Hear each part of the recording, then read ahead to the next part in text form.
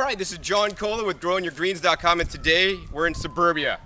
It's summertime here in California. You can see, here in the suburbs, a lot of people have lawns, and if you're not watering your lawn in the hot summer heat, it turns brown and doesn't look so nice. And lawns are pretty much a waste of resources here. You can see a lot of the other houses here in suburbia.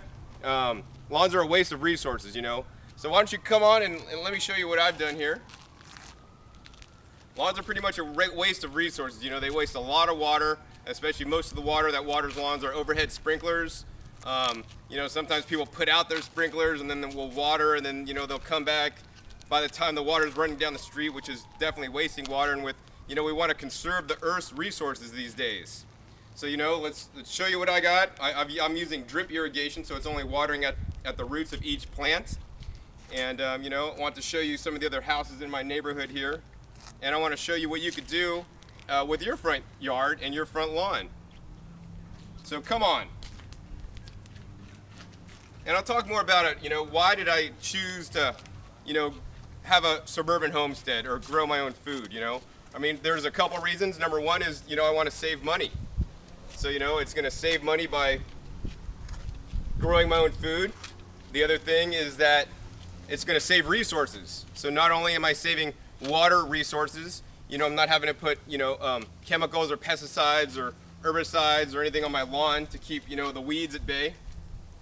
The other reason is, for environmental reasons, so I could eat local. There's nothing more local than opening your front door, stepping out 5 feet, grabbing some kale and eating it. My kale does not have to travel thousands of miles. If you're in New York, or somewhere in the Midwest, a lot of the food is grown here in California. So, it's picked, it's hydro-cooled and shipped, and in that shipping process, you're losing nutrition, you're also losing, life force or, the quality of the food. You're losing some of the taste, definitely, because when I taste old kale, guess what? It tastes really, really bitter to me. And I pick my kale, some of it's so sweet, it's sweet as lettuce. So you can see, we're coming up on my house here, and you can see in the front of my house is all raised beds. And in the front here, I'm growing peppers, Malabar spinach, some celery, and then we have tomatillos and tomatoes in the back. And I have a nice arbor here that today's project was we're hanging some planters from the top, and we ran irrigation up there. So we're gonna maybe hang strawberries, or maybe we're gonna try cucumbers or some kind of something like nasturtiums to vine off and hang down, so you can hang it and pick. It'll fill in. I'm really about maximizing the use of the space, to grow more food. In the time of the world wars, there are victory gardens. And I think we should all get back to that fact that we should have those victory gardens and we could grow our own foods. Not in the time of war. Well, I think we are in war, aren't we? I don't know.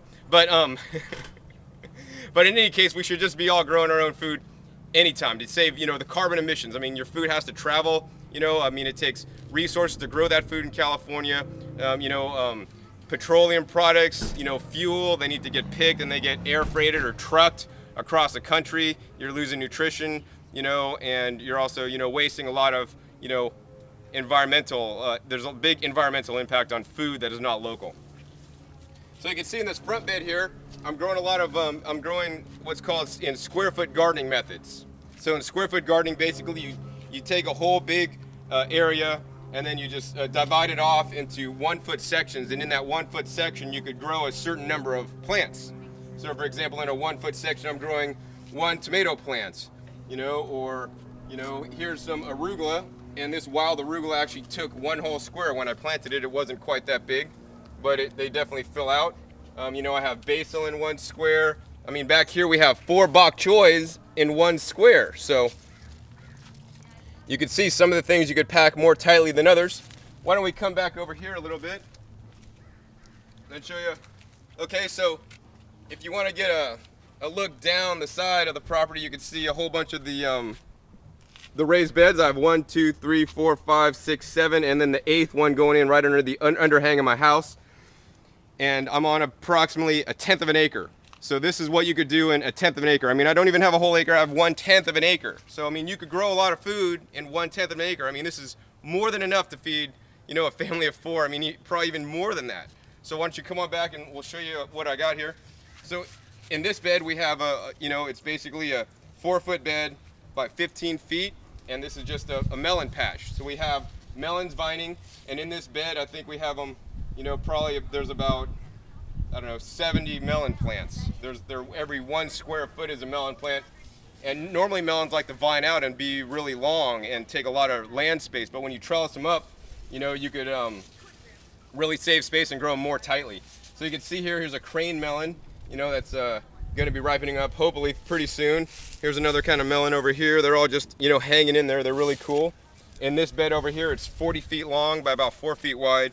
I have a lot of dino kale and kale, and we're about to replant this. Also, every 6 feet, I have some fruit trees. When we come on back here, this next bed is the green bed, and we have things like Apollo Napa cabbage, some bok choy, and some lettuce. And we have some hoops on here, so we had some cover over it so it wouldn't get too hot. The next bed here, we basically have a whole bunch of pepper plants and some squash plants. The squash plants takes actually a 3x3 area, so you can't plant them as densely, but they put on a lot of squash, plenty of food. And here's a real cool, good one. Check this one out. This one's a banana squash, and I mean this thing is so huge. I don't even know how much it weighs right now. I mean, this thing's got to be, oh man, like 30 pounds worth of banana squash there.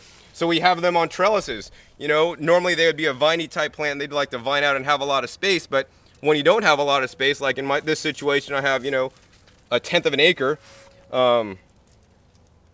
You have to grow on a trellis and grow vertical, to use the space wisely. This next bed here has been very successful. We have lots of cucumber plants, and the cucumber plants are planted every 6 inches.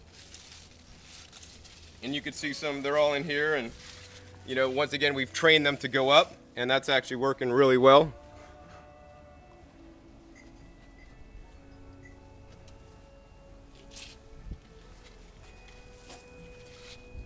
And the last bed here we have is our green bed. So this is just a mixed green bed. One of the things I really like to talk about right now is the tree collards. So tree kale. So the tree kale, basically I've had these for 3 years now, and they have never gone to seed. So they just keep putting off leaves indefinitely, and some of the leaves get actually nice and big. And this is a sweeter variety of kale. Actually makes excellent eating.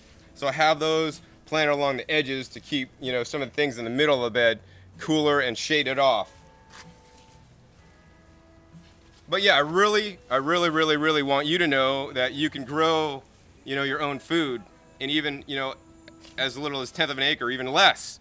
Just start out by some raised beds. I mean, I happen to build over my lawn, and it's saving me water, it's saving me money, it's having I'm getting a higher quality food than I could buy anywhere. It's less transportation, less global impact, and everybody should do this. I mean, most people's lawns just sit there, and most people don't use their lawns. It's just for like a show. I mean, lawns are from the olden days when there was royalty, and royalty in England had big lawns to show their estates that they were rich. And nowadays, in the 50s, that got transferred into houses and making lawns, and then your neighbor has a lawn, so then you want to have a lawn too. But with all the resources they take these days, lawns are just plain dumb. So this is John Kohler with Growing Your Greens, and hopefully I've encouraged you to start growing your own food, and you could definitely grow your own food. It's really easy.